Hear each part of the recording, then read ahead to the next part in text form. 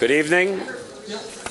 I'm Francis Levy, co-director of the Philoctetes Center, and welcome to the penultimate edition of our course, Our Life in 6 Lyrical Poems, and it's really been a very exciting, and for me at least, moving year. And Mike Braziller has presided over this. As many of you know, Mike Braziller is a very old friend of mine who is really responsible for teaching me about poetry 40 years ago. And some of the poets actually we've read in the past months are poems that we had, like Hardy, that we had talked about. Mike Braziller also, in spite of his relationship with me, became the president of Persea Books, which is a prime, major, and important publisher of both fiction, nonfiction, and in particular, poetry. So I am very pleased to present Mike Braziller to you, and I wanted to announce that we do have books for sale afterwards, and Mike will introduce our distinguished guest tonight, and afterwards you may go to the back and purchase any books you want. Thank you very much. Thanks, Frank. Tonight we have Carol Muske-Dukes. She's the author of 7 books of poetry, including Sparrow, which is for sale, which was the National Book Award finalist, and An Octave Above Thunder, new and selected poems. Her novels are Life After Death, Saving St. Germ, Dear Digby, and the forthcoming this fall, Channeling Mark Twain. She's professor of English and creative writing and founding director of the new PhD program in literature and creative writing at the University of Southern California. So welcome. Thank you.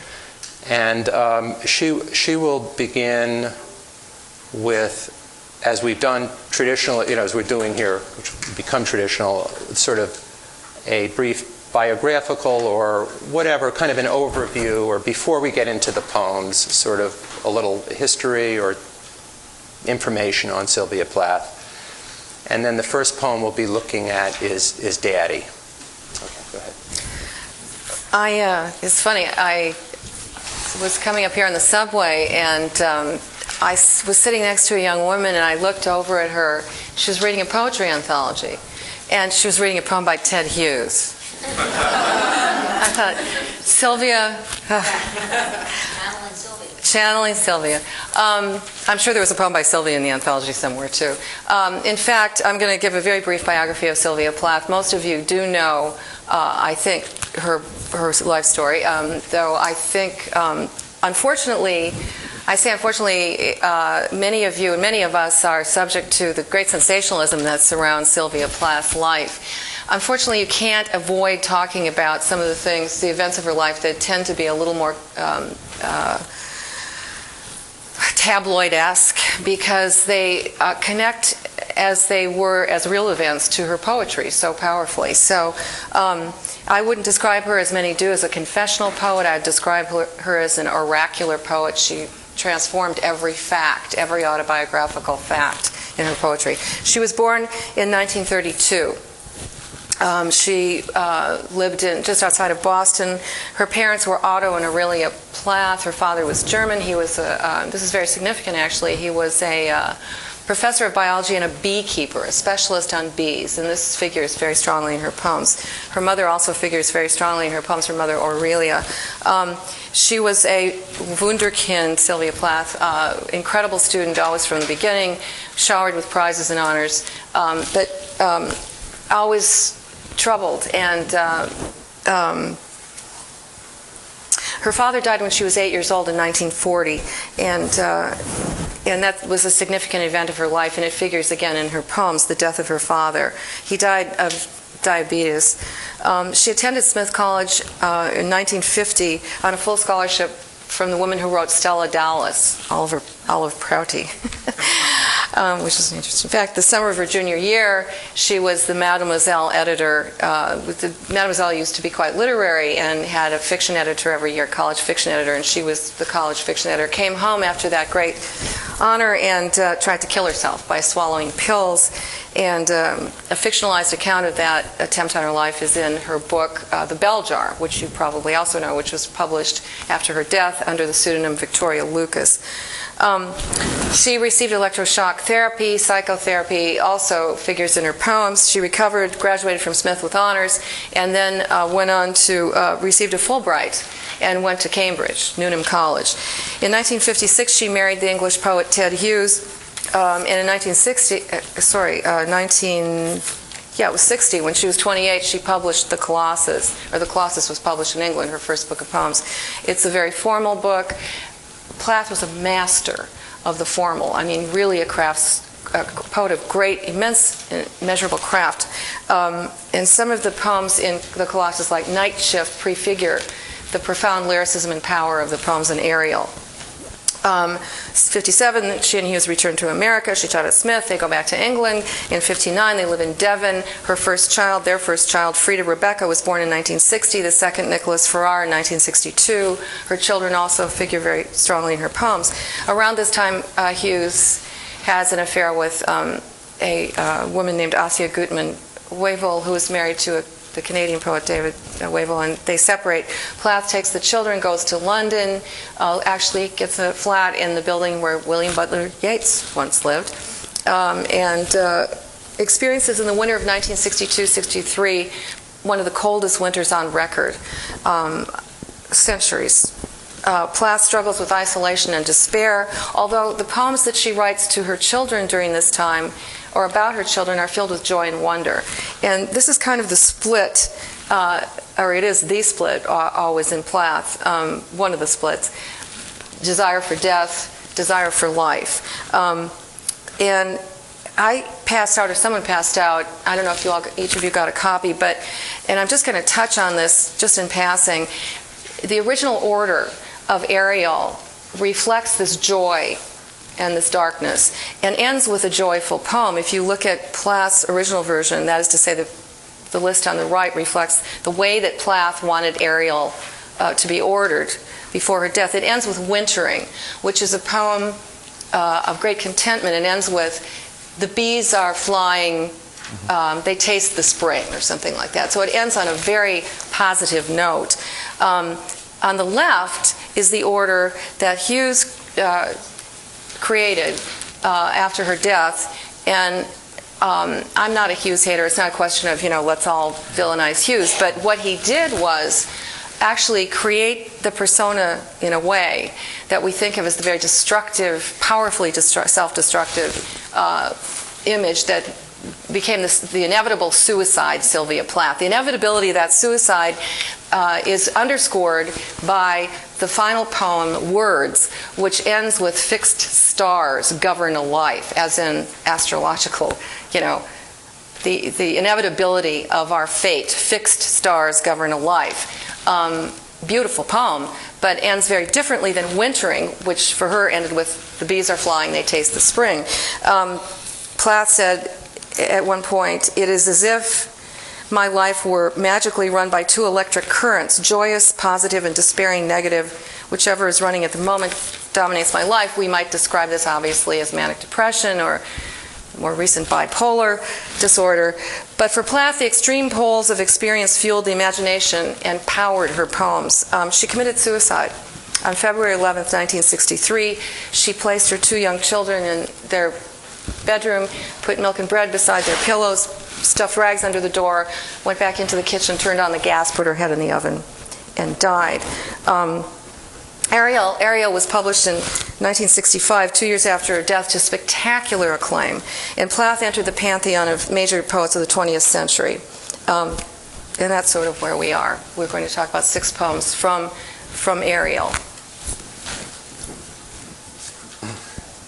One biographical question. Edge and Words, not only did they not end the book, but they were not in her version. Is that how I'm reading this? That Edge and Words? I don't think Edge and Words were in there. I don't see them. No. It just looks to me like there are other poems that weren't in there as Well, it's the list on the left is longer. It's much longer. I know Yeah. it was, Edge is the one, the poem, which we're going to talk about. Yeah. We'll talk about it. But it really is powerfully indicative of The state that suicide she and was also in. the death of children. Right. Bossy, the Hanging Man in the original list. The Hanging Man, right. So it's not the same way. I mean, it's a powerful. There's no. I mean, the book that Hughes put together is a powerful book. There's no question about it. It's just that I just want to note that again, the inevitability of the story of the persona is very different from what she had put together on the right. Many more poems about the children, and many more poems that were critical of Hughes, by the way, that were taken out. Interestingly. Do you feel like reading Daddy? You want to do it? No, I'll read Daddy, sure. There's a quote from George Steiner that I love about, it's on the back of Ariel, or on the old Ariel. He says, your poems are proof of the capacity of poetry to give to reality the greater permanence of the imagined. I love that because we tend to think of the imagined, what we imagine as ephemeral and temporary, but he talks about the permanence of the imagined. So, Daddy. Daddy is kind of a workhorse of a poem. I wrote a little about it in a book of essays I did called Women in Poetry, but I'll read it first. Daddy. You do not do any more black shoe in which I have lived like a foot for 30 years, poor and white, barely daring to breathe or a chew. Daddy, I've had to kill you. You died before I had time. Marble heavy, a bag full of God, ghastly statue with one great toe big as a Frisco seal, and a head in the freakish Atlantic where it pours bean green over blue in the waters off beautiful Nauset. I used to pray to recover you, ach, du. In the German tongue, in the Polish town, scraped flat by the roller of wars. But the name of the town is common. My Polak friend says there are a dozen or two, so I never could tell where you put your foot, your root. I never could talk to you. The tongue stuck in my jaw. It's stuck in a barbed wire snare. Ich. I could hardly speak. I thought every German was you. And the language obscene, an engine chuffing me off like a Jew to Dachau, Auschwitz, Belsen. I begin to talk like a Jew. I think I may well be a Jew. The snows of the Tyrol, the clear beer of Vienna are not very pure or true. With my gypsy ancestress and my weird luck and my tarot pack, I may be a bit of a Jew. I've always been scared of you, with your Luftwaffe, your gobbledygook, and your neat mustache, and your Aryan eye, bright blue. Panzerman, oh you, not God, but a swastika, so black no sky could squeak through. Every woman adores a fascist, the boot in the face, the brute heart of a brute like you. You stand at the blackboard, Daddy, in the picture I have of you, a cleft in your chin instead of your foot, but no less a devil for that. No, not any less the black man who bit my pretty red heart in two. I was 10 when they buried you. At 20 I tried to die and get back to you. I thought even the bones would do. But they pulled me out of the sack and they stuck me together with glue, and then I knew what to do. I made a model of you, a man in black with a Mein Kampf look and a love of the rack and the screw. And I said, I do. So, Daddy, I'm finally through. The black telephone's off at the root. The voices just can't worm through. If I've killed one man, I've killed two. The vampire who said he was you and drank my blood for a year, 7 years if you want to know. Daddy, you can lie back now. There's a stake in your fat black heart, and the villagers never liked you. They are dancing and stamping on you. They always knew it was you. Daddy, you bastard, I'm through. Well, she was in fifth gear. And that's not a typical poem. In fact, if it's okay, I just would like to say very briefly that this is a poem that is not her best poem, but it's probably her most famous poem. And again, this is, because I think there is this image of Plath as being, the sort of, the Lady Lazarus is the name of one of her poems, the killer of man, the destroyer of, all that is conceived of as the poet who is well-mannered. One thing she does is, and this is very controversial, she calls herself a Jew, and she sort of, to some degree, exploits the idea of the Holocaust, and this has been very controversial about her. However, I'm reading from a book I wrote called Women in Poetry, and here's the thing about this poem. We feel manipulated, but we are conscious of the intent to manipulate. In fact, this crudely expressed childish intent is emphatically part of the pathos and persona of the poem.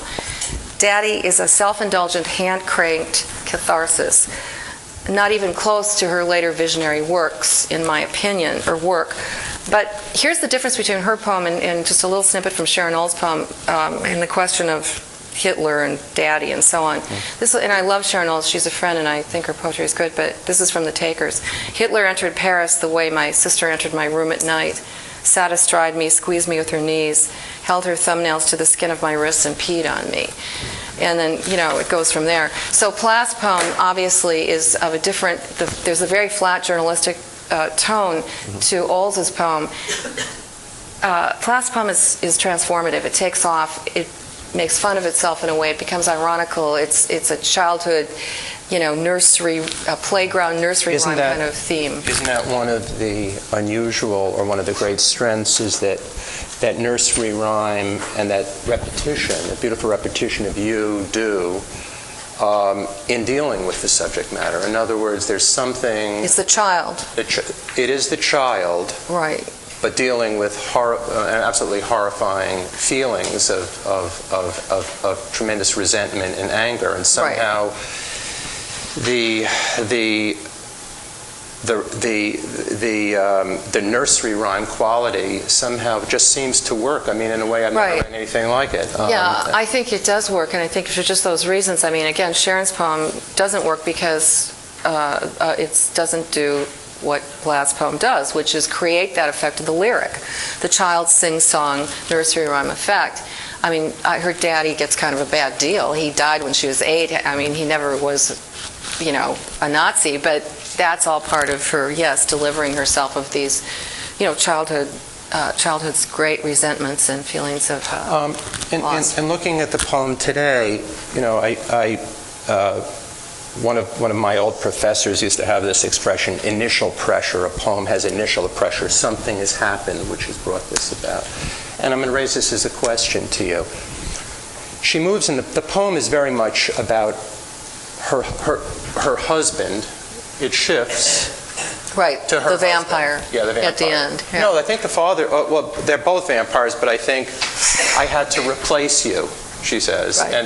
And for 7, I mean, I can go to the stanzas towards the end where she talks about him. I met another one, just 7 years, right?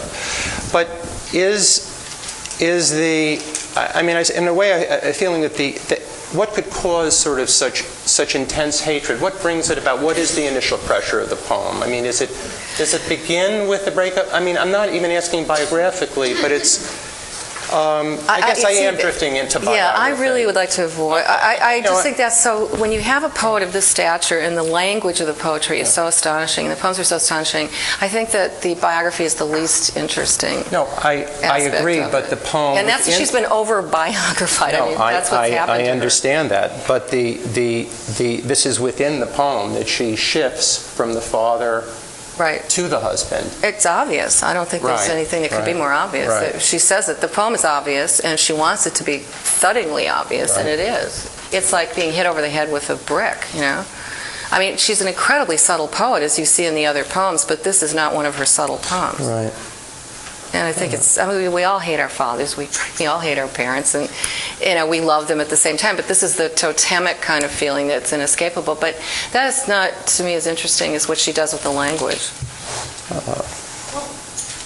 Yeah, but the language is aimed at the husband.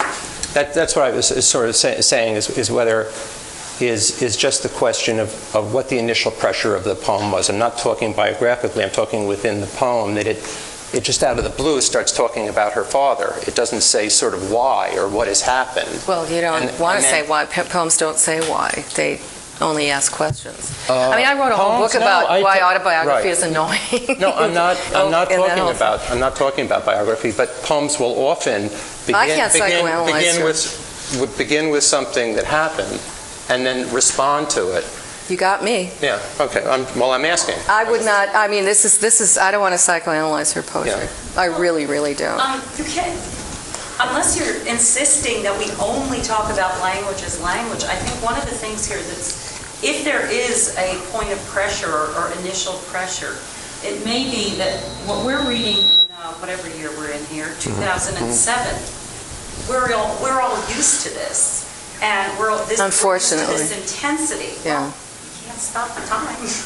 Well, no, I mean, time has nothing to do with poetry. Is timeless, and poetry takes place outside of the realm of biography. It simply does. But I think that the initial pressure is also... I don't know what initial pressure means. It sounds like Wait a some kind second. of Wait a second. tag. No, why be kind? I mean, it was. I don't know. It would mean. Let somebody else talk. Well, you asked, so I'll answer you. Go. It would mean the occasion for the poem, as simple as that. In other words... But we can't guess at what the occasion for this poem was. I don't know what value there would be in trying to understand it. I don't think you understand what I'm saying. I'm asking whether within the poem, whether there's something within the success of the poem and within the character of the poem which shows that the second part of the poem, which deals with the husband, has a relationship to the first part, which deals with the father, and she makes that connection herself. I think she makes a connection for us. I don't know what else we could guess at things, but I don't. Yeah. I find it more, I'm coming from a musical background, so I find it marvelous what she does with music, because Yes. look at Yes, absolutely. We're part of a group like you. If you listen to just Amazing, isn't it? Out something about her. And I'm wondering, what is she drumming out and coming into? You know, like what happens in the poems after this that makes it apparent that she's drummed something out of her life and something new has come to replace it? Because that really is some kind of military piece. Yeah, it is. I mean, we were describing it as a nursery rhyme kind of playground, beat, but it's like like children too, drumming and. You can hear military drums. Well, and she brings in military. That's part of her craft. I mean, but she brings in military things too. I mean, her father is she refers to him as a Panzer man. And I think that's an interesting observation. Yeah, her music is, that's because she's a great lyric poet. I mean, the music in Plath is always astonishing. It's just heart-stopping. She could really create an incredible effect. And there's a leitmotif, obviously, I mean, there's this refrain running through it. I'm curious how the music, I don't know enough about her. I'm curious about how the music changes after this poem. Is this an early poem in her oeuvre, and after that it becomes somehow... to me it's a kind of poem that she needed to write as to kind of exorcise these terrible feelings about her father. What does she mean? That it was I'm sorry, no, go ahead.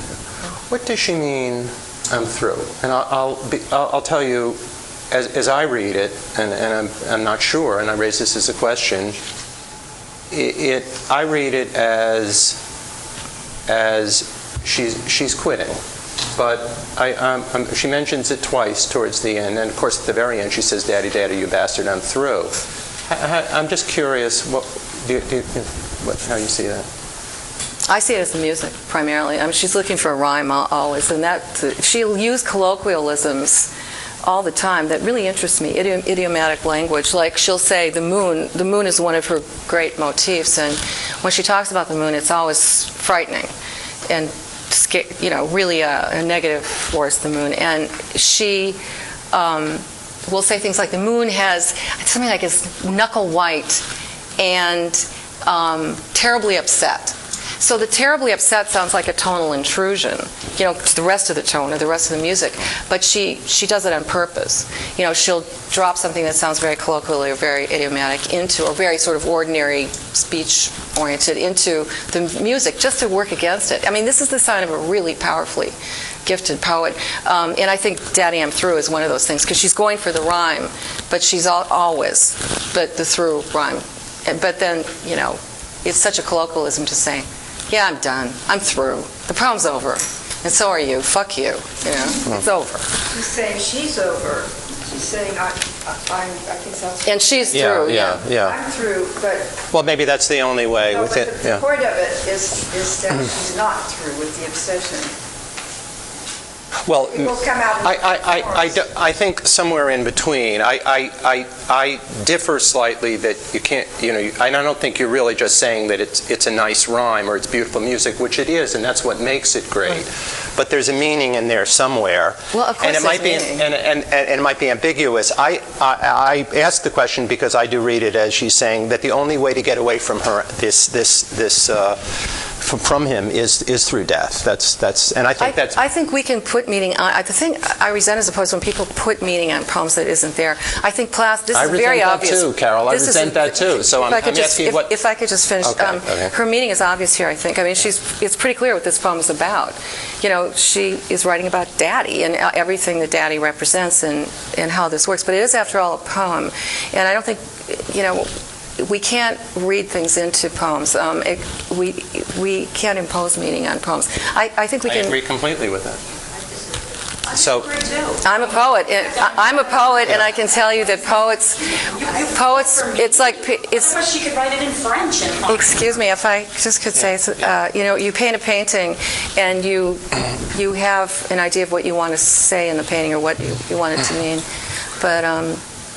I seem to be offending you in some way. I'm sorry. No, you just seem, I mean, this is not personally, just that you talk about works in language from different points of view. The language is one point, the meaning is another. Yes, but this is not meaning. See, the meaning is what Plath gave us. She gave us what she meant to say. It's in the poem. I think that you can take it if you're perfectly entitled, you can take it anywhere you want. You can take a bus to Fresno. You can go anywhere you want with the poem. You can say that this is a poem about, Salvador Dali. You can say whatever you want to say. But Plath has said what she wanted to say. And as a poet, because words are the medium, this is our medium. This is the way our paint. We put the only thing we wanted on the canvas. Everything that's there is there. Poems don't need explanation. But can I answer? I mean, I'm a critic, and I write criticism of poetry. But I mean, this is important to honor what the poet has said. You're assuming that we are not doing that, and we're trying very hard to do that. So to stay with what she said. Yes. Yeah. And when somebody said, "Daddy, Daddy, you bastard," I'm through. I'm trying to hear what she's saying. I'm not imposing anything, nor do I think you are. And you can do whatever you want. It's fine. But you can't. You have to let me think what I think too. But wait a sec. But let's do it civilly and cordially. That's all, in a good spirit of. Sorry, I didn't hear you. Words that you said works against the music. I don't really get that. Can you? Sure. I was talking about when she does something that's sort of her signature. Often she'll do something like. She'll write something very musical, and then she'll drop something that's just an ordinary phrase in, like. It's sort of a colloquial thing. Yeah. Say, I'm through. I've had it. So she does that a lot in her poems, and so she'll set up a kind of musical cadence, and then this is still musical in this case. She's still rhyming, but she's dropping in something is very ordinary in terms of speech, and that's a tactic. It's a stylistic tactic. That concept be applied to an artist or an actor as well? Sure. My late husband was an actor, and I know that. That's a common technique. It brings it with language and in poetry, and certainly poetry on the stage. It grounds things in a way, which is really important. I think works really well. Because I love the way that she does that, and she does that several times here and elsewhere too, where she just throws out a very simple, colloquial, and direct kind of phrase or line, and I think it's extremely something she does well. Okay, I'm going to read one, and then we can discuss that. Sure. Do you want to say something? Well, I was just struck. Excuse me one second. You go ahead. But let's try to look for places where she does that. I've found 3 or 4 other poems, and I think it's fabulous where she drifts into a very simple, very direct, and colloquial. We'll look for that. Okay. Please. Yeah. One tiny comment. This is just astounding. I'm just astonished and struck by the dominance of the ooh sound. All the rhymes all went through. Amazing. The ooh, yeah. Ooh, do, through, octo. And octo. I mean, it's just amazing when you start really hearing it. Well, that's, when you're talking about the music, her ear was phenomenal. like D.H. Lawrence's ear. I mean, a kind of perfect pitch. I've just never really, I come across a poem that doesn't Yeah, it's sound like that and breathtaking. uses it all the way through. And in other poems, she'll do very, very different things too, and it's amazing she can do all of them. So, I have Elm that's coming next. Is that all right? Sure. I read that one, and then this Page numbers, comes earlier in the book.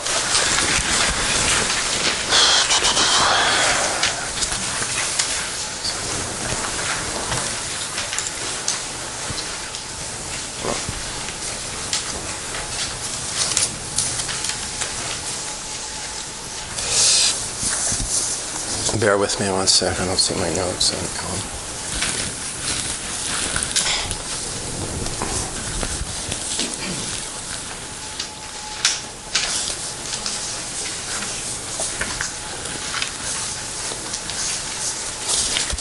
Elm. Elm, do we all have that? Yeah. I know the bottom, she says. I know it with my great taproot. It is what you fear. I do not fear it. I have been there. Is it the sea you hear in me, its dissatisfactions, or the voice of nothing that was your madness? Love is a shadow, how you lie and cry after it. Listen, these are its hooves. It has gone off like a horse. All night I shall gallop thus impetuously, till your head is a stone, your pillow a little turf, echoing, echoing. Or shall I bring you the sound of poisons, this rain now, this big hush? And this is the fruit of it, tin white like arsenic. I have suffered the atrocity of sunsets, scorched to the root, my red filaments burn and stand, a hand of wires. Now I break up in pieces that fly about like clubs. A wind of such violence will tolerate no bystanding. I must shriek. The moon also is merciless. She would drag me cruelly being barren. Her radiance scathes me, or perhaps I have caught her. I let her go, I let her go. Diminished and flat as after radical surgery. How your bad dreams possess and endow me. Now sorry to break the poem, but that to me is a line of breaking into, sorry to interrupt the poem, a different gear or slightly different voice. I am inhabited by a cry. Nightly it flops out, looking with its hooks for something to love. I am terrified by this dark thing that sleeps in me. All day I feel its soft, feathery turnings, its malignity. Clouds pass and disperse. Are those the faces of love, those pale irretrievables? Is it for such I agitate my heart? I am incapable of more knowledge. What is this? This face so murderous in its strangle of branches, its snaky acid's kiss, it petrifies the will. These are the isolate slow faults that kill, that kill, that kill.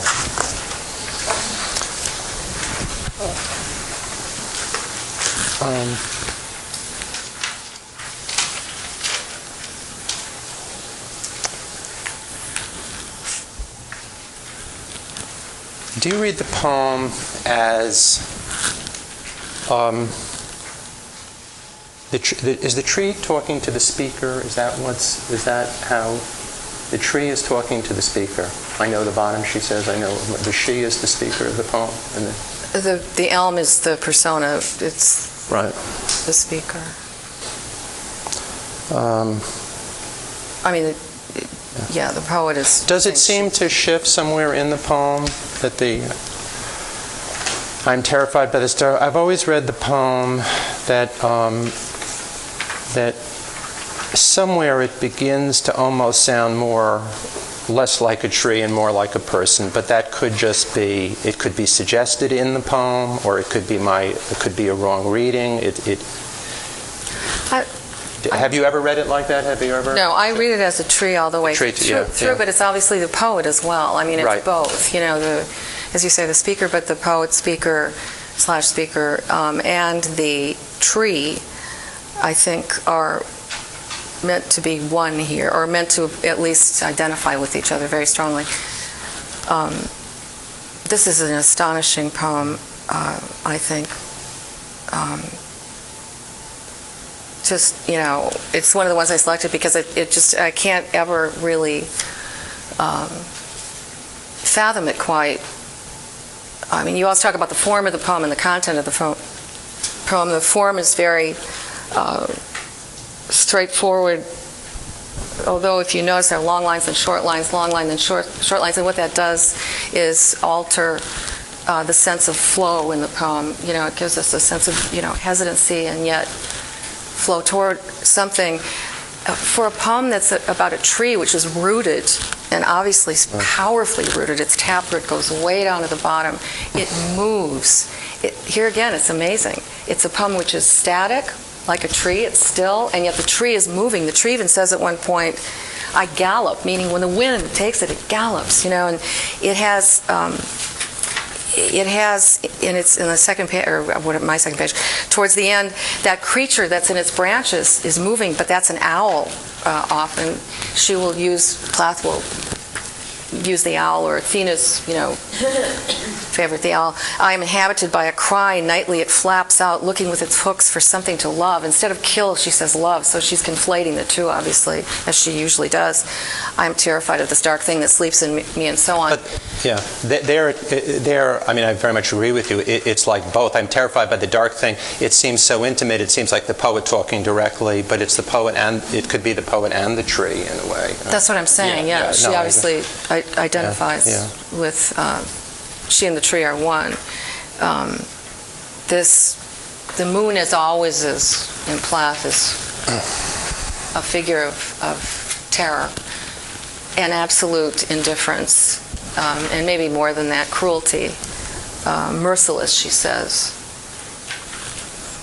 And her radiance scares me, but then later I'm not sure, but I think that towards the end when she talks about the face so murderous in its strangle of branches, I think that's the moon again.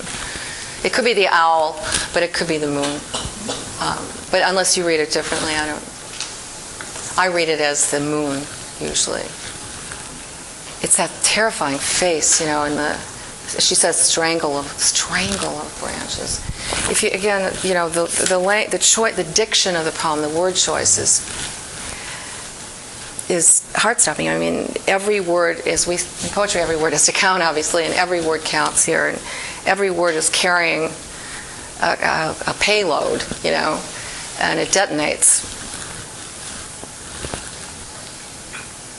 If you think of the poet's consciousness as rooted in death, or stopped by death, or, still as the tree rooted in death, but alive and moving, that's sort of I think that's the operative metaphor, extending the metaphor of the tree.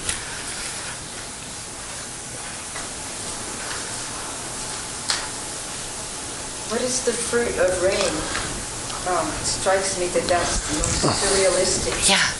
Well, that... Answer the whole thing. No, I'm not asking it as if there were an answer, but I'm just saying we cannot visualize what is tin white like arsenic. It's not an elm tree. I know. It's so great. It's not the wind. It's not the sea. It's some mercury that the poet has put in motion here. Yeah. It's, what did you say? It's what? I said it's some mercury that the poet has put in. Are you thinking of the god Mercury or the actual element? But I'm just saying it's absolutely an atmosphere of unreality. Yes. And yet you could say, first of all, that rain is a big hush. That's so great, because rain sounds like the sonic power. Yeah.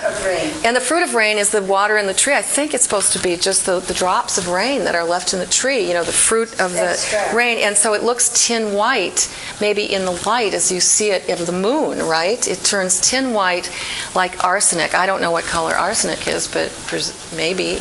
Is it white? Perfect. See, she sounds surreal sometimes, and she is surreal sometimes, but I think she often there is a literal referent. So I can see the big hush of the rain, and then the rain passes that huge hush, and then there's the fruit is the drops in the tree, turning white in the moon's light. But she says like arsenic, and this poem is about poisoning too. The taproot is in poison, remember. Just as the poet's consciousness is rooted in death, the tree, something is poisoning the tree. And she keeps talking. She brings up arsenic. She brings up poison several times. the snaky acids or something like the snaky acids hiss. It's as if the tree is in a swamp or a fen or bad water or something, some kind of poison or acid, being poisoned by what's giving it life, interestingly. The ground, a dark pool of poison, I don't know. But that's a theme that runs throughout the poem. I would say that's probably a theme that also runs through much of her work. Is this anything that starts to suggest. She does it in another poem, but I don't know if it's in here. She does it in several poems, yeah. Like, if she starts to address something that you would ordinarily go with as a life affirmation or a life force, there is an irony here, of course, all through too, that it's fruit being like arsenic, something that nourishes, but something that's poison. Well, they're the poems to her children, as I said. Those poems are life-affirming, the poems to her children. And then there's this, as she said, the two currents, and then there's this other death. There are the death poems, the edge would be one of them. But then there are these poems in between, in which the life image, like the tree, is also rooted in death. So it goes both ways. Just what she said, I hate to reduce it to just, her sense of these two currents running through her life, but you see it in the book. I don't know if you would have seen it in her original order so strongly, but you see it here, that there's the poems to her children, life poems, and then there's these obvious, poems of Thanatopsis, just mortuarial almost, And then there are these other poems that are both, where she'll flip something that should be life, and it'll suddenly be death. It'll be poison. Yes? Who's Ruth Fainlight? Ruth Fainlight is an English, glad you asked. She's a wonderful British poet and was a friend of Plath's. Very friendly and exchanged letters. Yeah, they exchanged letters and work, yes. And she's a wonderful poet, Fainlight. To me, it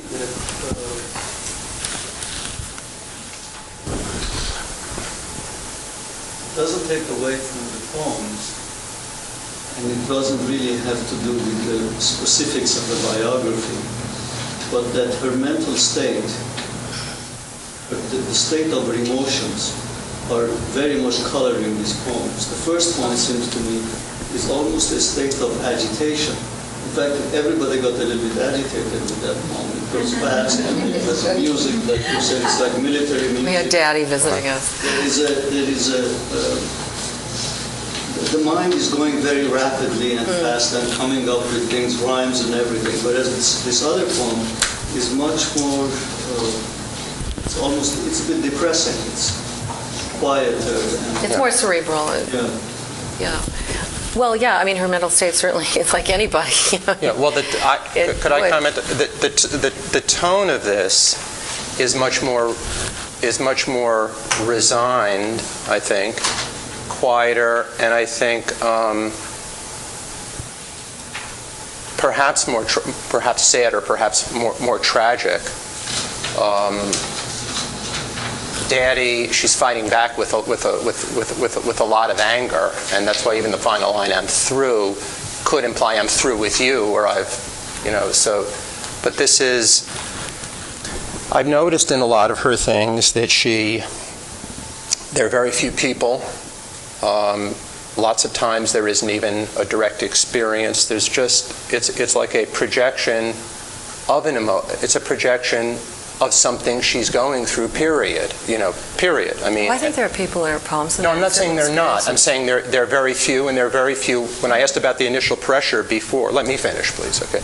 When I asked about the initial pressure before, I meant, I think it's a strength of hers. I don't think it's a weakness that often she will write about a tree or a graveyard, and she will be very, very responsive, or kind of somehow very caught up in the poems are very much projections of her mood, of her state, as much poetry is, but hers in a very direct way. And then you could get into how you characterize the state. And I think that's staying within the poem. And I think to characterize the state of Elm would be to say that she feels very small Part of the tragedy is a feeling of an absence of self, or a certain absence or certain missing of something. The tragedy is feeling small against sometimes great forces, where those forces are internal, if they're destructive forces, if they're things that are out of her control, external. I think that is very much within the poem and with what she's dealing with, and at least what I as a reader respond to. What makes these poems unlike any others are that they are poems of an extreme emotional state.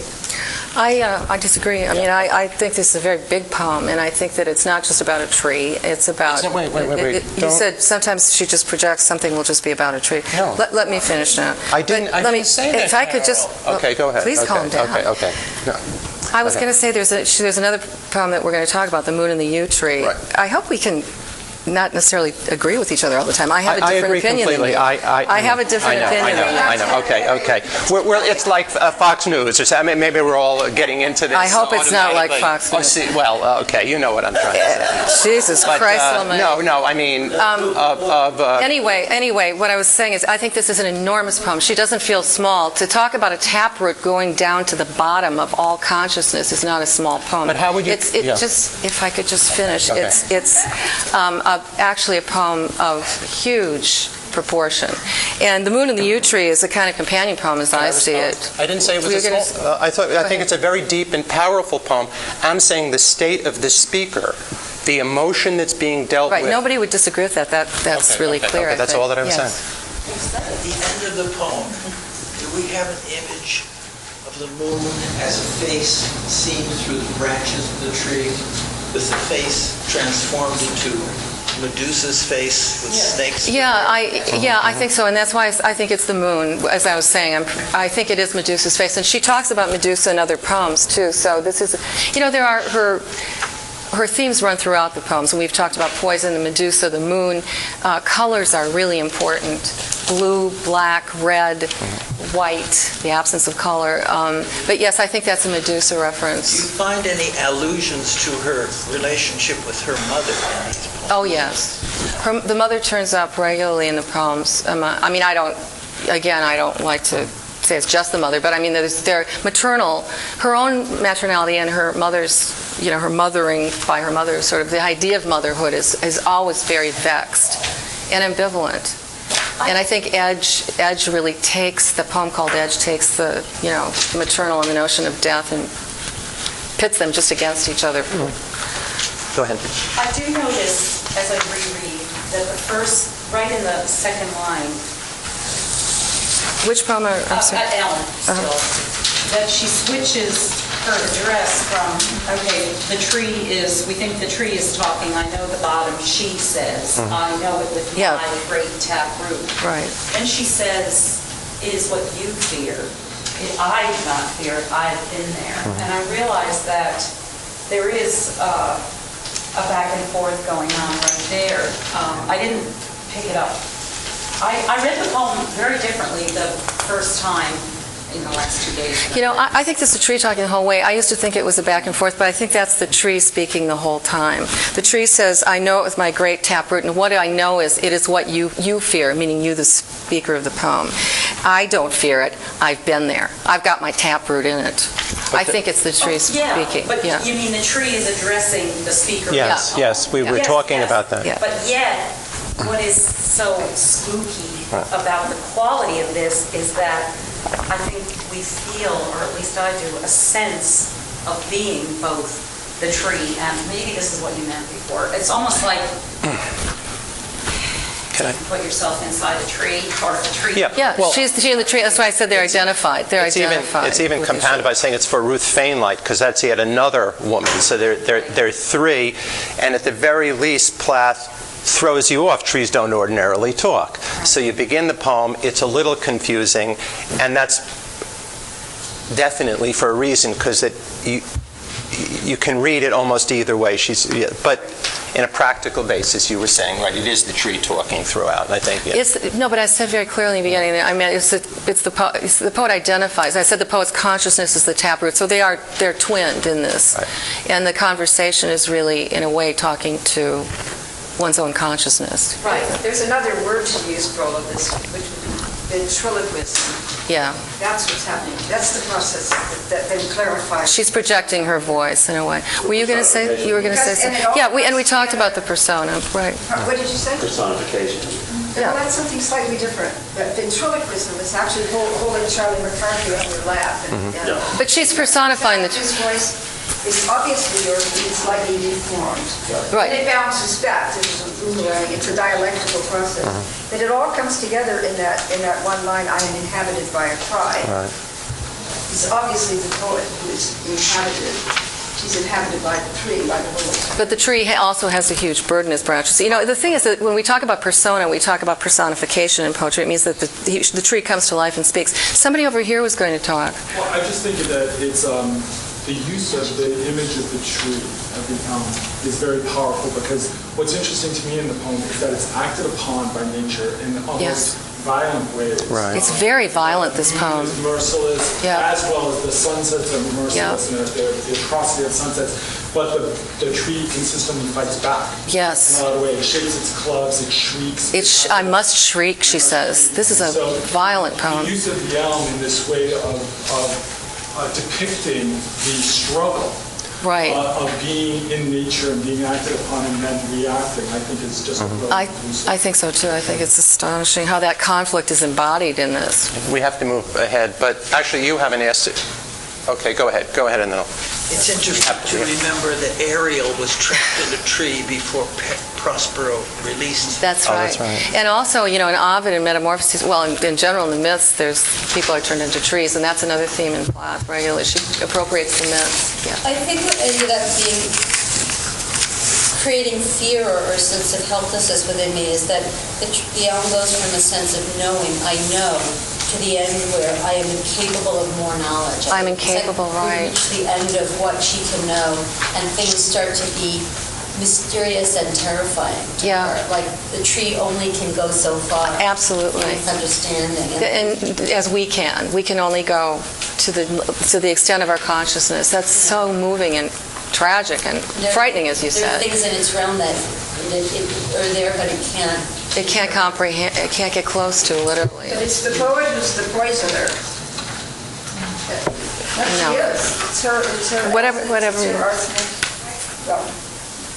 Were you going to say something? I just wanted to follow. I was going to say something similar to this gentleman about the tree observing everything it observed in the environment was considered, harmful and negative. And what this lady just said,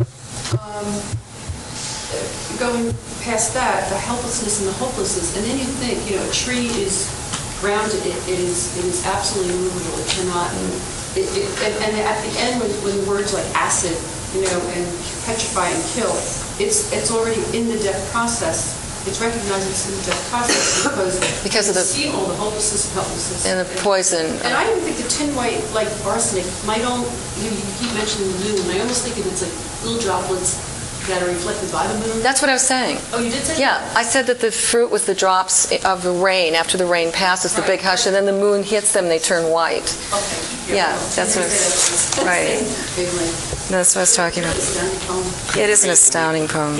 The moon and the... This is kind of a companion poem, The Moon and the Yew Tree. That's right. And if you think of Ovid and Metamorphoses and the myths of, human beings turning into trees, it really is important. In this case, the moon is foregrounded along with the tree. This is the light of the mind, cold and planetary. The trees of the mind are black. The light is blue. The grasses unload their griefs on my feet as if I were God, prickling my ankles and murmuring of their humility. Fumy, spiritus mists inhabit this place, separated from my house by a row of headstones. I simply cannot see where there is to get to. The moon is no door. It is a face in its own right, white as a knuckle and terribly upset. It drags the sea after it like a dark crime. It is quiet, with the O gape of complete despair. I live here. Twice on Sunday, the bells startle the sky, 8 great tongues affirming the resurrection. At the end, they soberly bong out their names. The yew tree points up. It has a Gothic shape. The eyes lift after it and find the moon. The moon is my mother. She is not sweet like Mary. Her blue garments unloose small bats and owls. How I would like to believe in tenderness, the face of the effigy, gentled by candles, bending, on me in particular, its mild eyes. I have fallen a long way. Clouds are flowering, blue and mystical over the face of the stars. Inside the church, the saints will be all blue, floating on their delicate feet over the cold pews, their hands and faces stiff with holiness. The moon sees nothing of this. She is bald and wild, and the message of the yew tree is blackness. Blackness and silence. It is a companion. It is useful to approach it like that, and it's part of a point I was trying to make of this,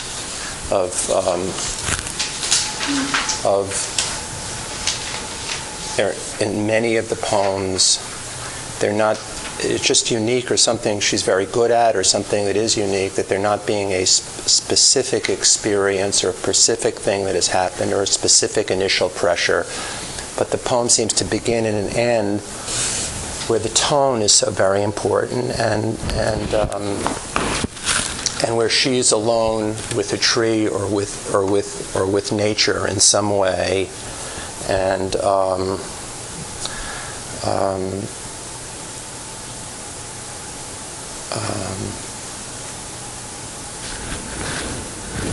that at the end, really, we have a projection of what it's sort of a projection of an inner state.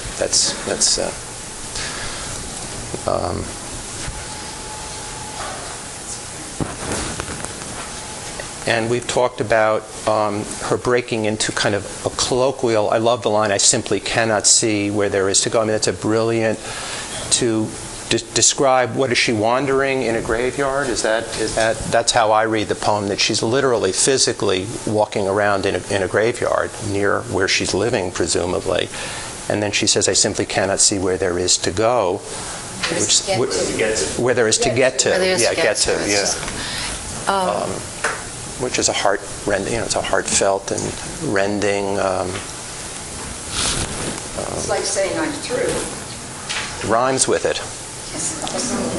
But it's also one of those ordinary type sayings. That, along with where she says terribly upset in the next stanza. I simply can't see where there's to get to. I can't see where I'm going. I can't see where there's to get to. And then the moon is white as a knuckle and terribly upset. That, again, it sounds like a tonal intrusion, but it's not.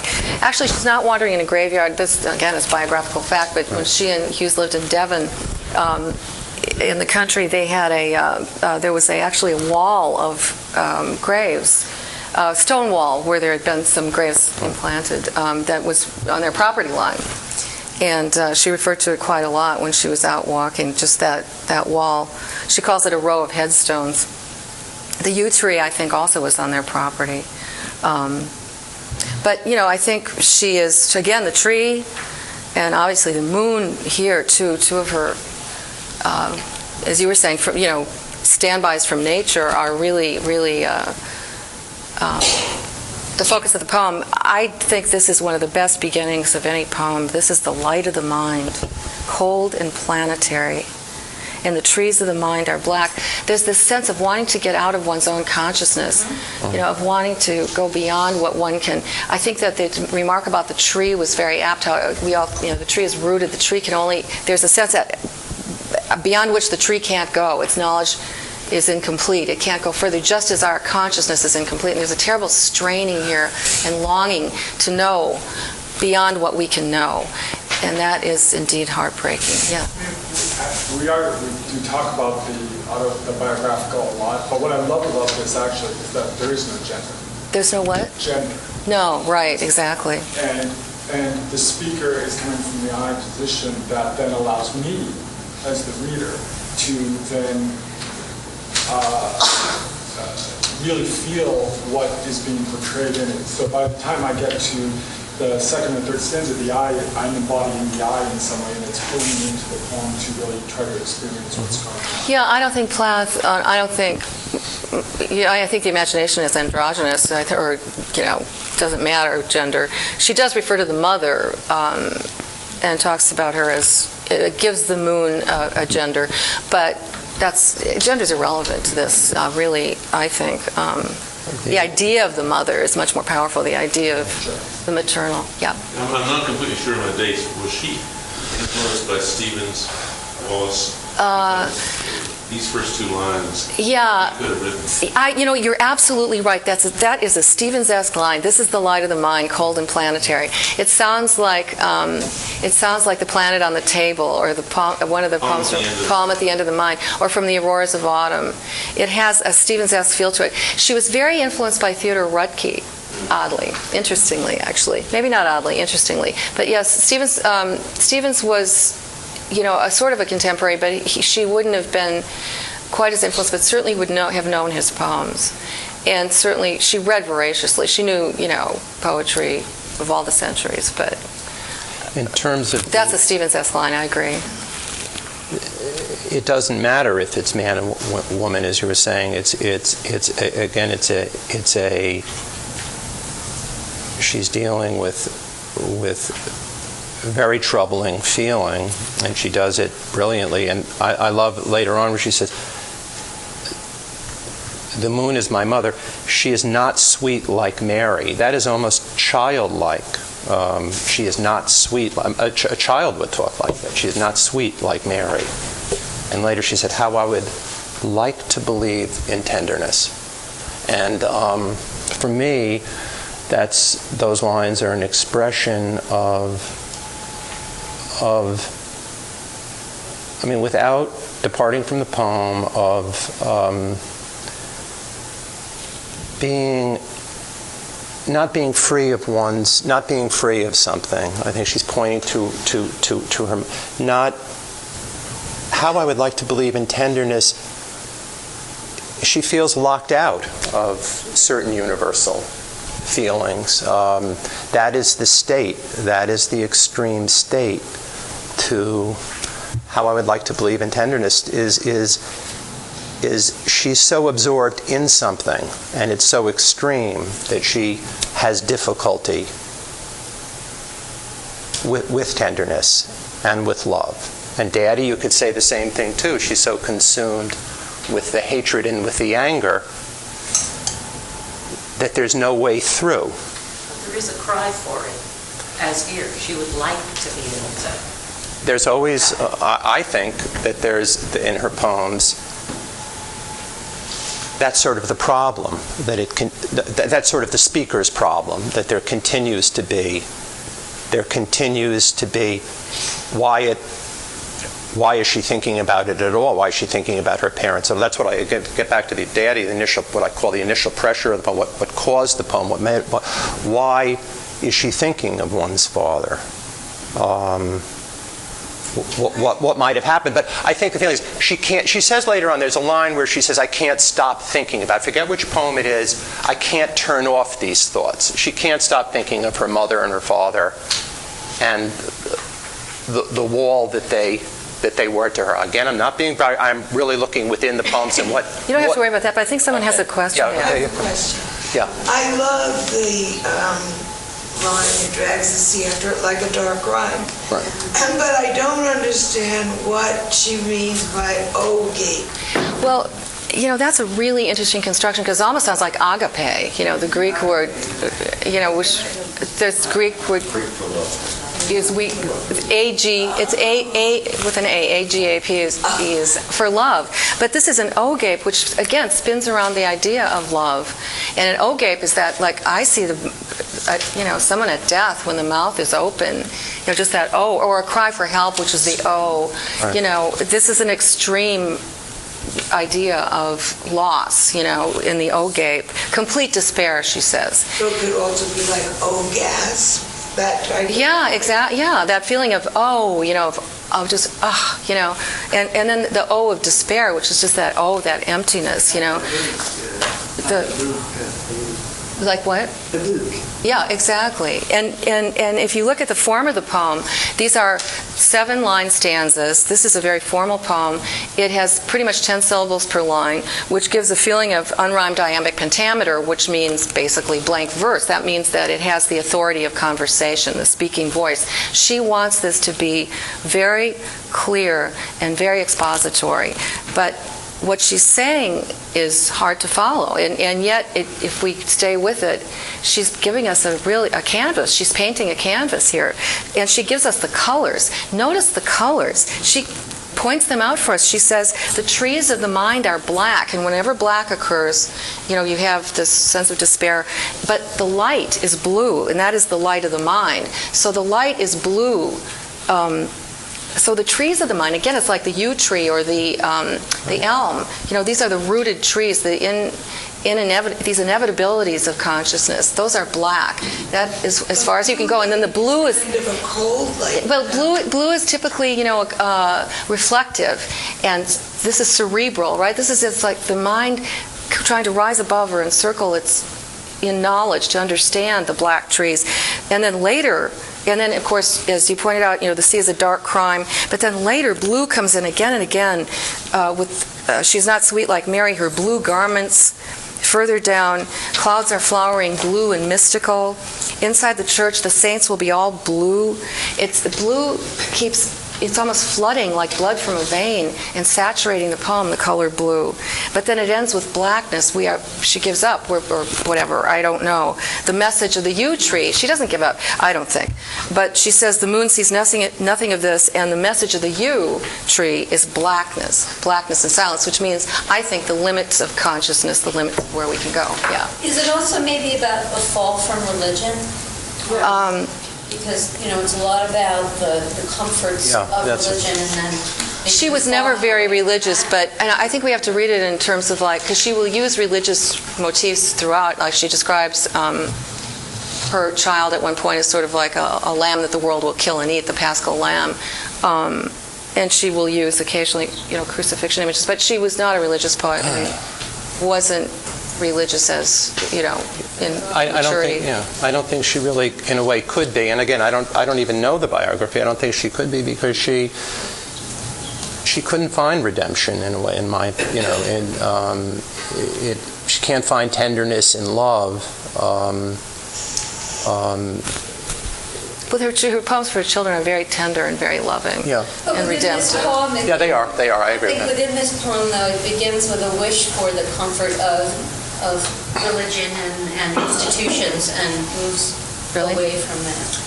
I don't agree with that either. I think you have a question too. Okay, go ahead. The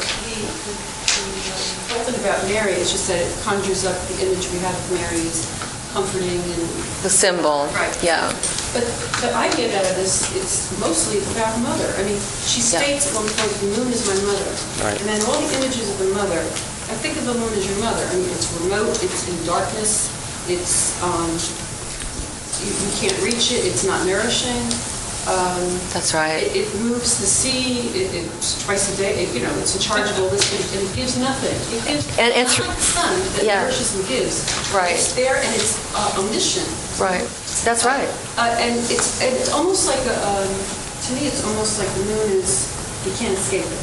It might be a new moon. Very good. Yeah. It's always there, and it's like an authority figure that is just cold and And if you notice throughout the poems, the moon is like that. Yeah. There's not a single poem in which the moon is not like that. So the mother, the maternal figure of the moon, and it usually is cast, or it's often cast as a maternal figure, an old woman, but it's definitely female, and maternal is always in an unsympathetic role. So the contrast of that moon as a mother, right, with Mary as just an icon. An icon, That's all it is. Yeah, I think so.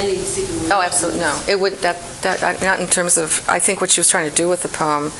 I mean, she was, well, that's another, I was going to say that Hughes described her in a way as a kind of zealot, but he meant, someone like a Sufi taken up into a kind of trance or ecstasy, that sort of notion, but not institutional religion. Can we do one more question and then I'll read? We're going to do next the arrival of the bee box. Did you have a question up here? Did you want to?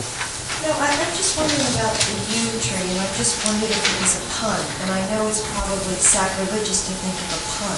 Oh, no, that's I was thinking of puns are wonderful if used properly. I know, the yew tree, if it is the moon is the mother, and in the end, the yew tree is blackness in silence, and not being able to reach this mother. Is the yew tree this search? It could be a play on words, yeah, that is the yew. Remember, too, in the other poem, in the elm, it says the tree talks to her as you. It says you don't know, so The whole theme is black and blue. It's either bruised. very good, yeah. But yew trees are usually planted in cemeteries. And they are, right, and so she has a yew associated. tree on her property, and and there's this, it is a sort of, there's a cemetery wall, that's right. Yew trees are healing trees, too, aren't they? But there's so... Aren't they often, isn't the yew used, the bark or the herb used for healing? They have to do with mourning, But, don't they? isn't that great, really? Oh, that's wonderful, it's also poison, healing and poison, that's Plath.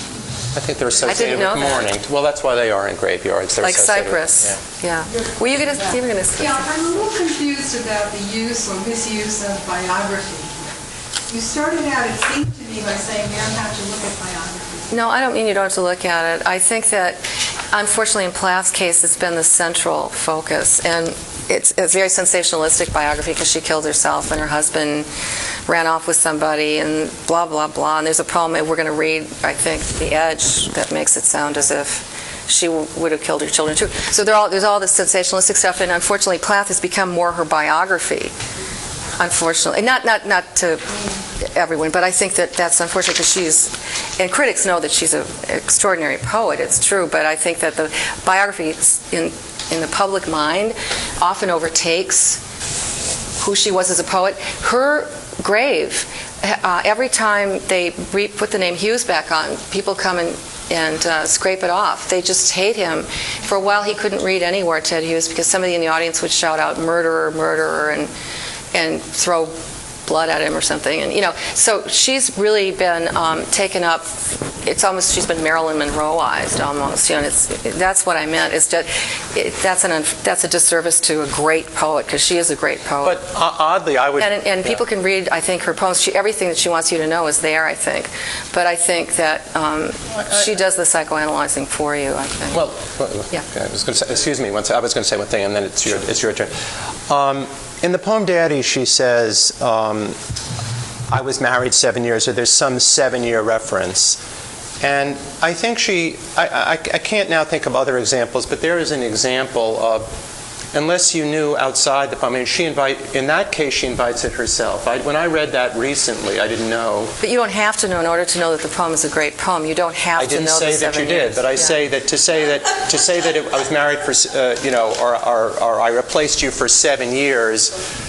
You do have to kind of go, she's inviting, it could have been, it sort of invites autobiography a little bit. In that place she does, at least I think I could find out stuff. It's a hard thing because, we have poems like Byron writes poems about, the Crimean War. And you could think of a cajillion examples of this. We can't really find those references, today, but they don't matter because the poem will stand. Let's say a poem like the battle at Sennacherib. The Assyrian came down like a wolf on the fold, and his cohorts were gleaming in purple and gold. We don't remember that battle, but the poem stands on its own. I didn't, yeah. And there was somebody else. No, excuse me one second. This is the last question, because we have two or three other poems to do, but go. Come back. I don't know, maybe just, when I was reading the paragraph about she's sweet like Mary, and then said the face of the effigy, gentle by candles, bending on me, particularly mild eyes.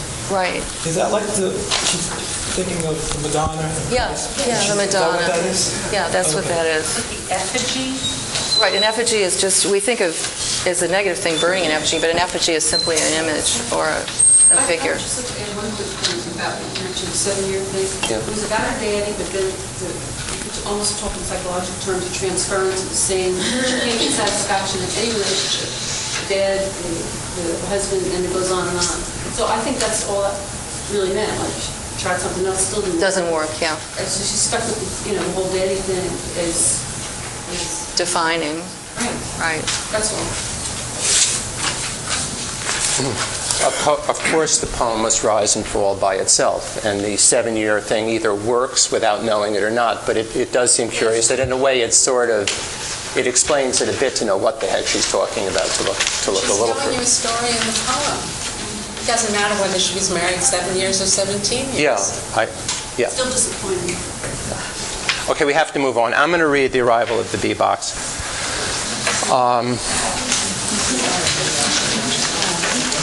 This is a poem, and I'll just preface it by saying it's a poem that seems to be about something that she ordered, but I raised the question of it's almost like a metaphor. It's almost like a graveyard scene, or being standing outside or talking to an elm tree. It almost, yes, she says she ordered the tree, the bee box, but it's almost as again she leaps right into an eternal state or landscape of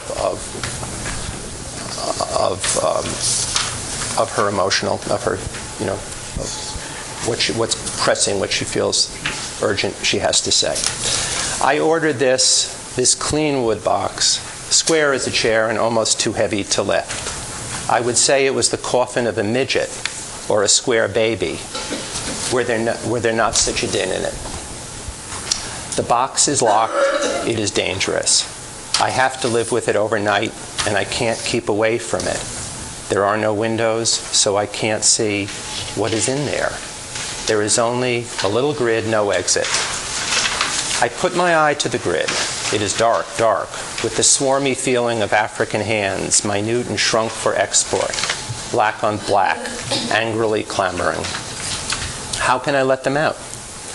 It is the noise that appalls me most of all, the unintelligible syllables. It is like a Roman mob, small, taken one by one, but my God, together? I lay my ear to furious Latin. I am not a Caesar. I have simply ordered a box of maniacs. The humor is great. I mean, they can be sent back.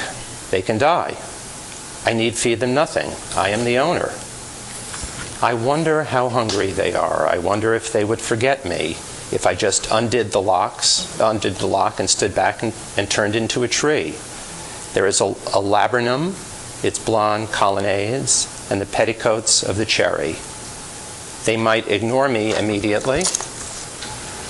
In my moon suit and funeral veil, I am no source of honey, so why should they turn on me? Tomorrow I will be sweet God. I will set them free. The box is only temporary.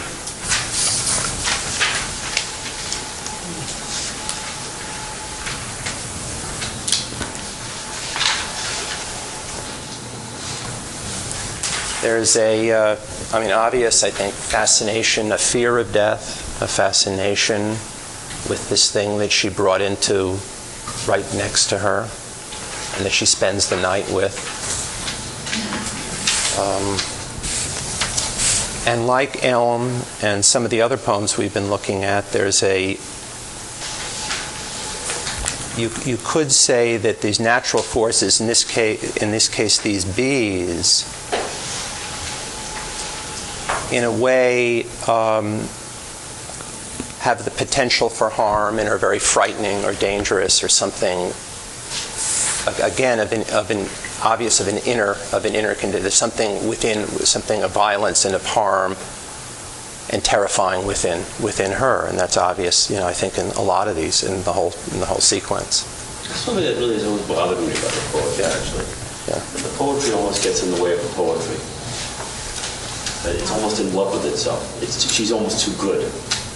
I mean, I would say Pound would have a problem with this poem. Look at this imagery. Box of maniac, Roman mob, African hands. It's an essay in histrionics. I love it. I am in love with the poem. I'm in love with it the way I love certain kinds of music, popular music that I want to hear again and again, but I don't admire. I don't admire the structure beneath it. It's like cake. But see, I think this poem is about chocolate. No, I think this poem is about her writing process. It's about her writing process. Her writing yeah. process. Remember, it's this about, is part of the group. Syllables in her mind and how she needs to get them out of her. Yeah. What her writing is. I agree. And I think in terms of the images behind it, I do think that they are far out there, but I think when you're writing, yes, it's a lot like that. Of course, it's a lot like that. I'm reminded of Joyce's definition of melodrama, which is unearned emotion. I mean, there is this element that she introduces this again and again. There's two poems going on in a lot of these poems. There's the poem of her language, and there's the situation of the poem. I don't mean autobiographical to enter the controversy, but I mean the situation that the poem perpetrates. There's I'd just like to remind everybody that this is part of one of a series of the bee poems, as they're called. If you look at her, if those of you who have the list, there are 1, 2, 3, 4, 5 bee poems, that all come together at the end of the manuscript, or the book as she saw it. And so they're all, it's kind of hard to talk about them separately, but I agree with you. I think it's just ingenious that you thought of this as I agree, it's the writing. It's the writing process. It's trying to get those bees in your mind out, and get them on paper, those buzzing syllables. It's also that you ordered. Sorry? That you ordered, right. Yes. That's a pun, too. Right. She uses, actually, somebody who talked about puns, she plays on words. How to be. Bee-box, exactly. We could go on forever. It's true. All of these things, this is meant to be a funny poem, too. It is. She's sending up the idea of the Roman mob and obviously the box of maniacs, it's hilarious. It's like, what have I got in here? A bunch of little Charlie Chaplins, and they're trying to get out. The box is locked and it's dangerous, but it's also comical. In a way, in a very darkly comic way. She's talking about death, too, of course. That is her subject. And it's a coffin, of course, as well. But this time she's kind of shaking up the idea of death, and that what we try to do when we write, of course, is to stop death, to stop time. And she says, I'm going to let them out. I'm going to let them live, right? And I'm going to be that sweet God, which is a wonderful notion, to be the deity.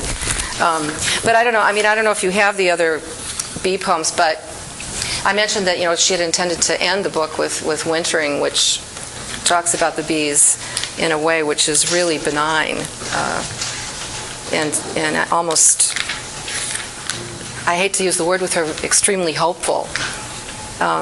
Wintering now is somewhere in the middle. I don't know where it is, but what's interesting is that the whole last section, as he arranged it, is poems. I finally figured this out. All the ones that are bold-faced are not in the other. Right, that's right. And so the entire he takes her last section and makes it the penultimate section, and he inserts in his section a list of whole poems that don't exist in her original. Yeah, they were unpublished, and she had chosen not to put them into the manuscript, and he put them, either found them from earlier work or from the aerial work and put them back in. But other than that, there are only 2 others that are not in this entire list. That's right. It's fascinating, isn't it? It's stunning. Yeah, I agree. Yes, back there. Poem also sounds to me very much like lowercase content, particularly with the connection. Are you talking about the poem? Yes. Of bees with the beekeeper father. Yeah, that's right. She wants it. She wants to open them up. She doesn't want to open them up. She wants them to come to her, and she wants to set them free.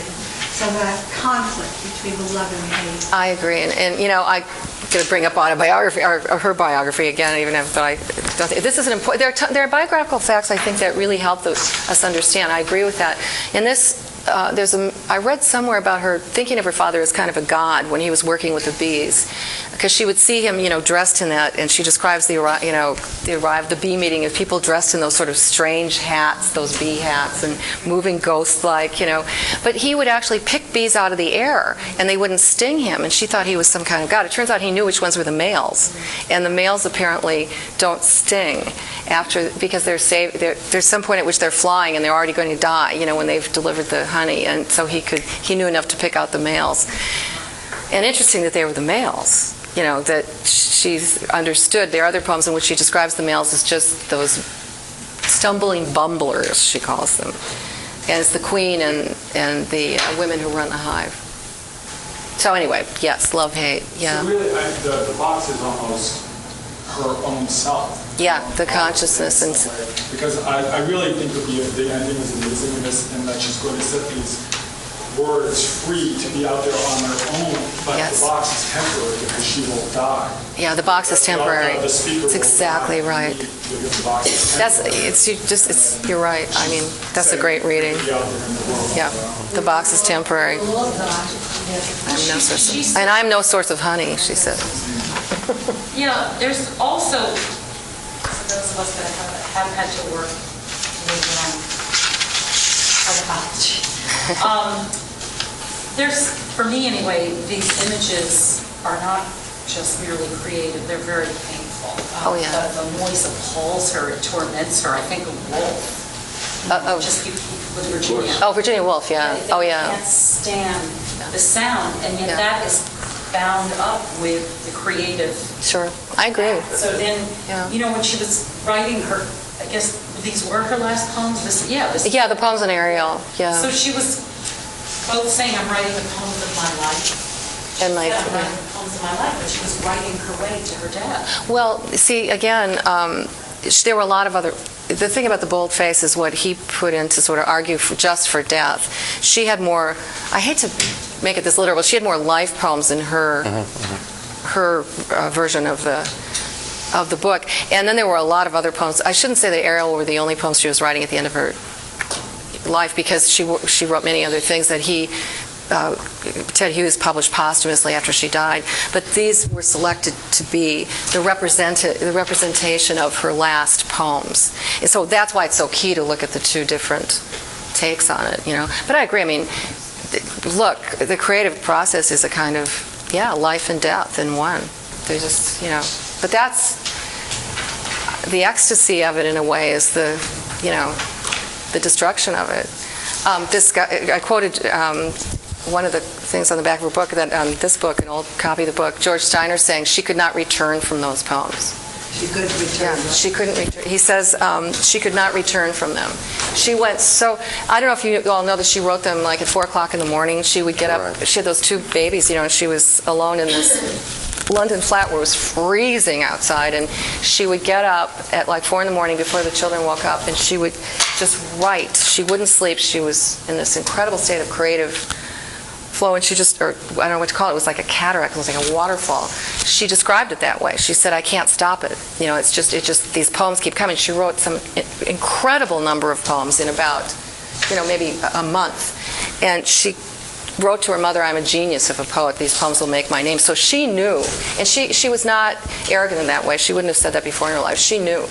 The way Keats said, I'll be among the English poets. There's a sense of when you, I don't want to go into the melodramatic statement of she could not return from them, but I think when you go that far into it, in a way, you got to know, and you also have to know the cost.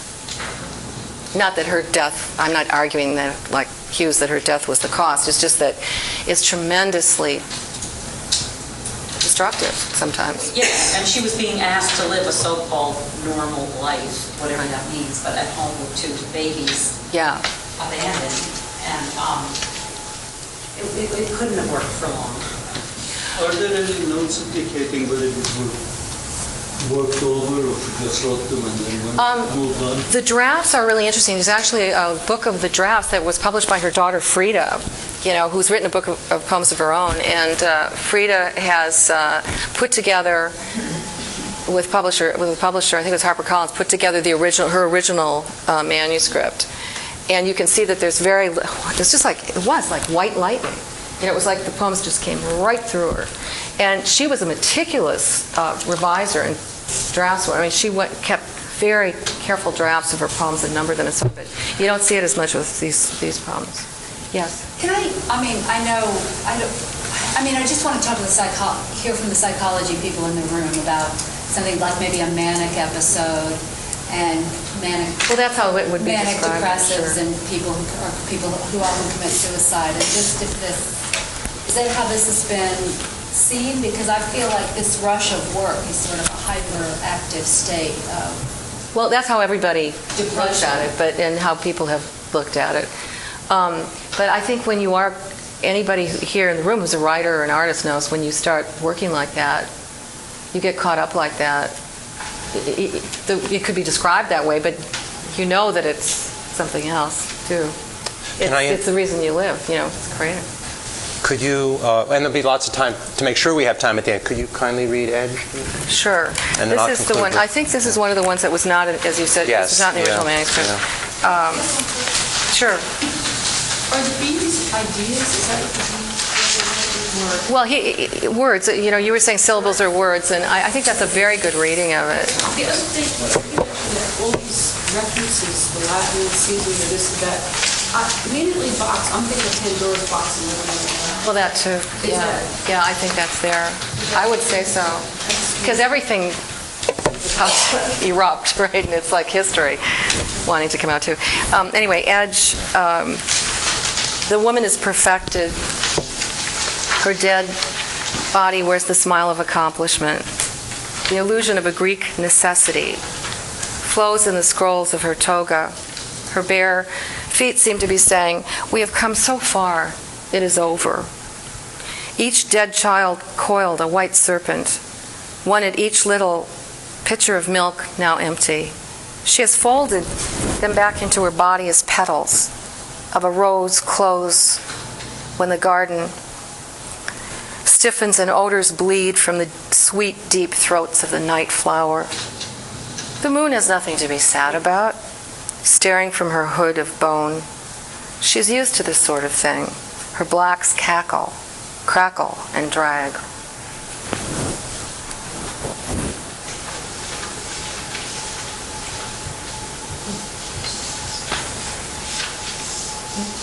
She once described perfection as stasis, that was when you stop. That she said, "I'm in love with the piston. I'm in love with the powering of movement." Right? Yep. And so when she talks about perfection, she also said somewhere else, "Perfection is terrible. It can have no children." Meaning, I guess it can, it stops. It's stasis. It can engender nothing. So this idea, I think, of perfection as absolute cessation. To stop. To die. She's imagining her own death. And to also be perfected in the sense, obviously, of a Greek statue or a Greek frieze, this horrible triptych, of the mother and obviously the two children. The little pictures, I think, are the breasts, folded like flowers back into the garden and so on. It's like an anti-birth. They go back. Yeah. They go back into her. Mm-hmm. Amazing. She has the right to draw him back in. That's what she said. There are sinister things going on. This is personality. It's a temptation to draw them back into herself. She gave them the life, the creativity, the same thing she does with the words sometimes when she reduces them to one or two on a line. It seems avaricious, but she has the right to do that, to move like the moon, as the moon makes the sea move. So it's a natural organic movement also to draw that into herself. For what's nothing to us.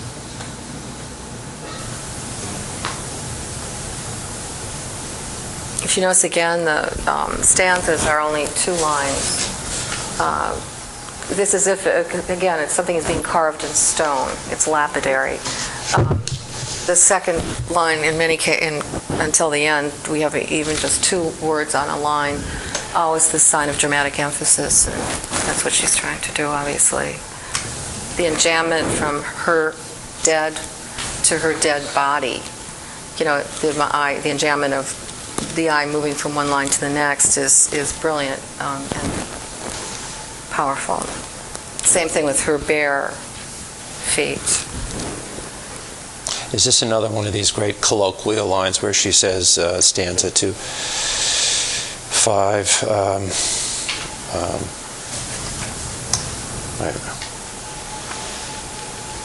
Hold on. Right. On stanza 4, her bare feet seem to be saying, "We have come so far, it is over." It seems it's a brilliant.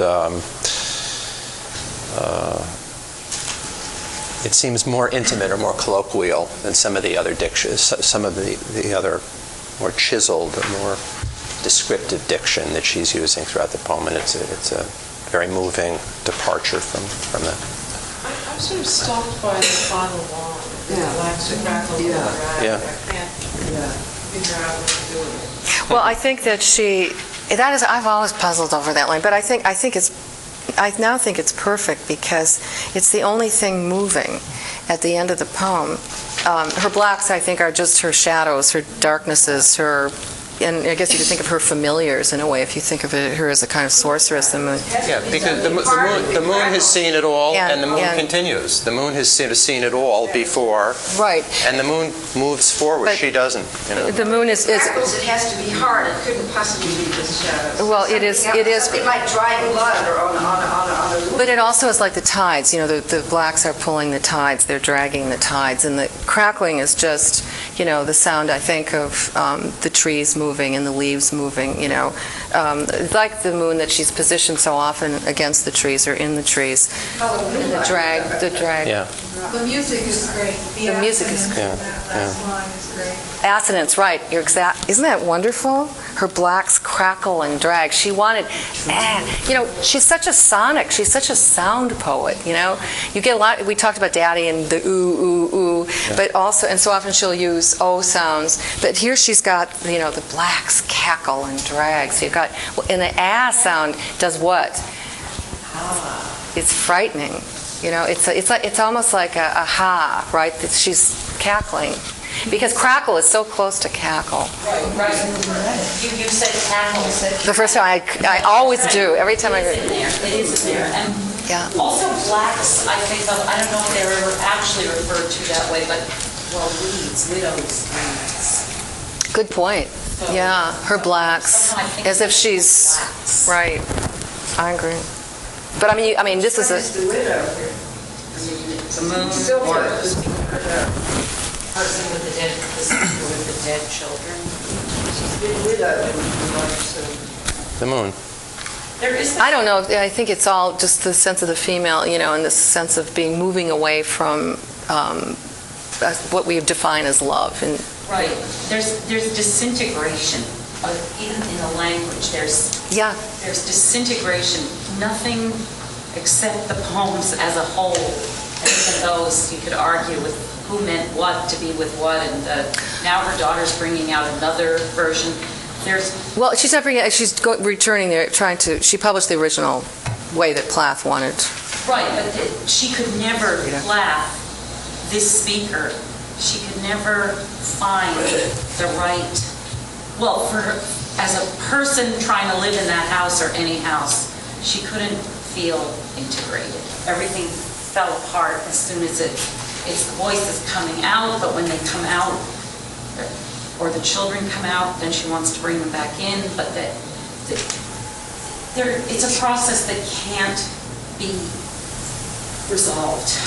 This is probably, I hate this word cinematic, but it's almost like it starts with a camera view of this dead woman, and again, it's a sculpture, obviously, and it is in stone, but it then gets more wordy. It starts out very minimal, very few words, and then it's as if it pulls back into conversation. By the end, the moon is taken over again, and the moon is quite chatty. The moon has nothing to be sad about. The moon is carrying on. Yeah, I saw something stunning once at a psychiatrist's office in Madrid, and he had done a book of pictures of dead women, according to him, women who had killed themselves out of a wish to escape, and women who had killed themselves out of vengeance. But the pictures, out of what? Vengeance of some sort, yeah. But the pictures of the faces were stunning. And the ones that he had picked who were committing suicide out of a sense of escape had the most peaceful smile. This smile of accomplishment. I was stunned. Yeah, it was really beautiful. It was beautiful. I was just going to say, I think almost any suicide that people who want to escape it would be. I don't know. I don't want to go there because the idea of that privacy. Particularly the physics. Well, I think she's looking for that. Maybe not that, but that sense of the again, like a canvas or a sculpture here, the completion. Is this related to Medea who killed her kids? Yeah, I think she was. We haven't even talked about it, but she was very myth aware, obviously, and she read something called Fraser's The Golden Bough, and you all know it, I think. And of course, many poets do. We all read The Golden Bough, but she really, in a way, absorbed it differently than other poets and other myths too. They became. I mean, people have argued in the many, many, many things written about her. People have argued that she made myth of everything. I don't know that that's necessarily true. I believe she transformed everything. And in a sense, she kept the mythic properties, but transformed, in a sense, to a kind of oracular language, like she was, as if she were the oracle. Let me interrupt a second. I'll read the final poem. We can talk about that, and then we'll stay as long, we can continue as long as the lights are on or the lights are going off, right? Okay. Words.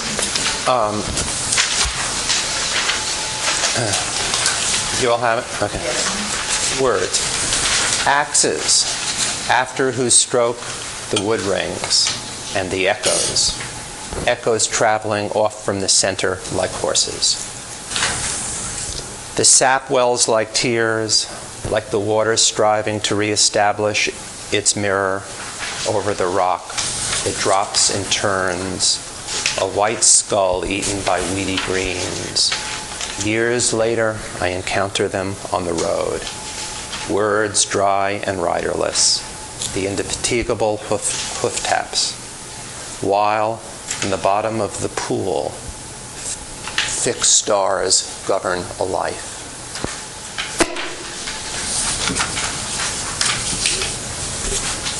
Let me get the ball rolling with I think with the arrival of the bebox, there are multiple, they're dual, sometimes dual interpretations, but I'll throw out one here that works for me, and I obviously think she intended. I'm just going to take a chance at it, and you'll all throw tomatoes at me if you don't agree. Words are hurtful. She's a writer. She works with words, so naturally you think words are the words of her poetry, and that may lead to another interpretation, and I want to hear about that. But I'll throw out one that words can be very hurtful, and I wonder if we think now, we've read 5 of her other poems like Daddy, poems about her mother and her father, and and about her husband. And if we can't look at this as her hearing of painful words, of something of a scar that was delivered, of something hurtful that might have been said to her, or words that might have delivered some very painful news to her of something, and that the poem is her, in a way, it's a truly confessional poem. Whatever truly confessional, I mean, it's not a scientific thing, but it is a confessional poem in that she's talking about the way these harsh or these damning words have made her feel, and that perhaps she's saying in a way that there's certain things she can't hold up to. Obviously, there's certain things she couldn't hold up to, and maybe I'll throw to get the ball rolling, okay? And as I said, words are part of the creative process too, and she uses them magnificently, so there are other ways. There's a wonderful essay by Seamus Heaney in a book called The Government of the Tongue. Many of you may know it. It's a collection of essays about contemporary poetry. He has a wonderful essay on Plath, and he focuses a lot on this poem, Words, and what it's about. I think it's just about language. It's about, how language, in a sense, is outdistanced by life, by the extraordinary struggle to express what we feel, right? To express, to write poetry, let's face it. This is an amazing, amazing beginning. Axes after whose stroke, she's talking about words and describing them as axes after whose stroke the wood rings. The reverberative, right, effect of words, that they can take us, as she says, echoes traveling off from the center like horses. I mean, and this book is called Ariel, remember? Oh, her horse was named Ariel, since we're talking about biography. But Ariel is, of course, the spirit, as you know, obviously, in Shakespeare, in The Tempest, the spirit who is doing the will of Prospero. But the echoes travel out from the word. The sap wells like tears, like the water striving to reestablish its mirror over the rock. This is just, in terms of what she's doing here with figurative language, is just genius. This is a high degree of poetic intelligence in operation here. But she's admitting, in a sense, finally, that the words are dry and riderless. She sees them later on the road, and that they can't, in effect, ultimately, I don't want to read this as a sob story, saying that, I'm fucked and, words can't save me and all the rest of it. But the fact is, she ends up with this idea of destiny, the fixed stars. Yeah. So that she's pitting, I think, the creative act, our incredible ability as human beings to make language, and then the extraordinary ability to make poetry, the highest form of language, against that notion of fate. And, it leaves it at that the hoof taps are still, the horse is still riding, there's the riderless horse, which is also an image of death, obviously, in the funeral cortege, but the fixed stars are there at the bottom of the pool, and remember the taproot of the elm goes down to the bottom of the pool. So, there's this argument between, and by the way, Ted Hughes published just before he died, published a book, a last book of his own poems called The Birthday Present, and he argues in many of those poems that she was fated to die. And this is why I think he put this poem at the end, obviously. But he said her argument is always between the inevitability of our fate or death and the power of the creative. So that's how it is. It's all about purpose? I read it to think... Oh, no, I think it can be universal, and it is. I'm thinking it's like the harmful words can bother them. Well, I come back to haunt and leave scars, and communication just... Right. I think it governs your life. I think it can be both. I think that she's often talking about, the emotional underpinnings of her life, and also talking about the creative act and how they come together. The act of using language is going to be based on emotion, but she leaves it behind. Because the axe hits, the word has its effect, whether it's good, bad, whatever.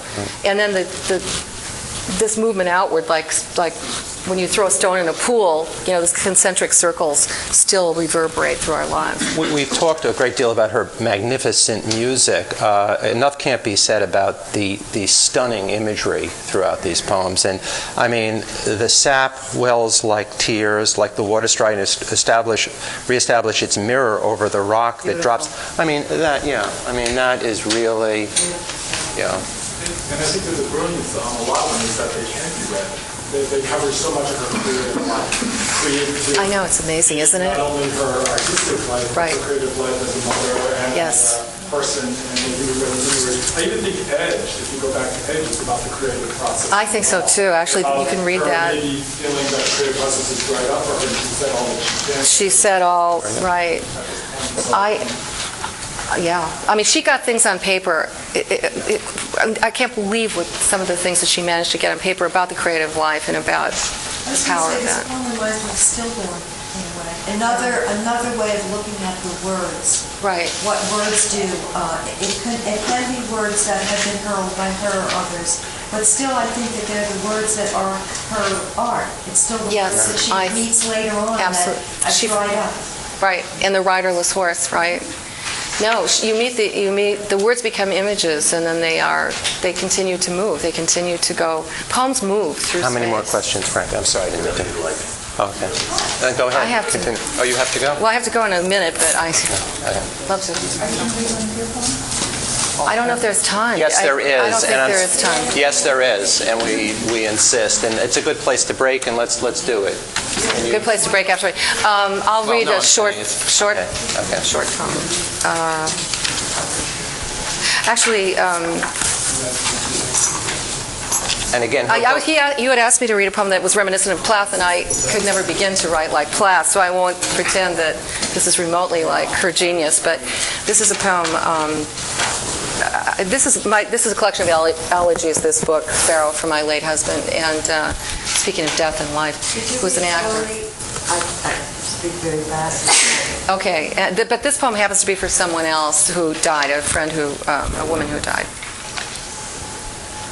Her name was Valley. Valley. As she died, she became more beautiful. That afternoon I saw her near the end of summer. She looked remade, a pure echo of herself, a voice thrown back from a great distance within, but clear, resonant. She wanted to live. Her hair had grown back in a shining curve, and her face revealed nothing of her suffering. She looked young, expectant.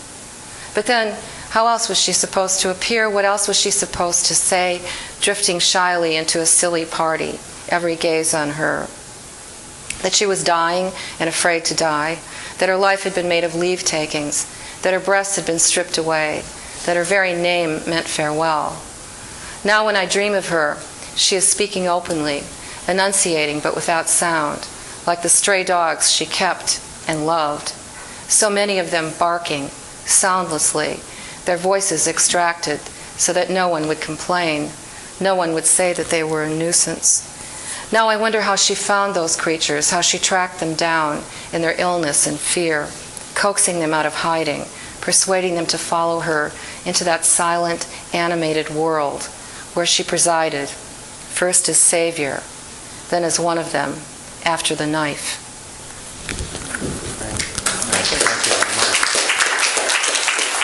Thank you.